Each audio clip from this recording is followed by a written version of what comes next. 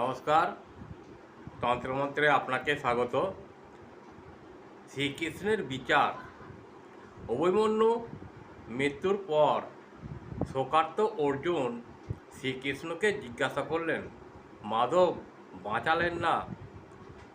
শ্রীকৃষ্ণ শান্তভাবে উত্তর দিলেন, পার্থ, আমি পথ দেখাতে পারি, কিন্তু যুদ্ধ প্রতিটি মানুষকে নিজের ভাগ্য ও কর্ম দিয়ে নিজেকেই লড়তে হয়।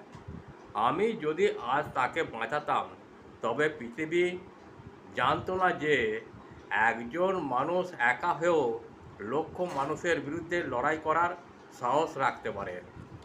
বিষয়টি ভালো লাগলে আমাকে একটা লাইক, শেয়ার ও সাবস্ক্রাইব করতে ভুলবেন না।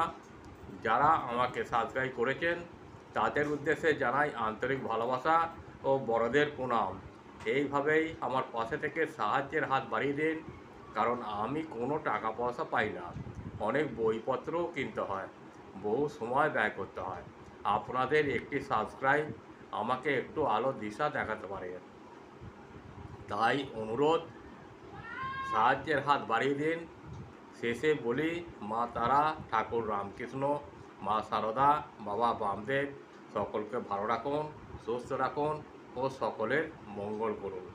নমস্কার, ভালো থাকবেন, ভালো রাখবেন।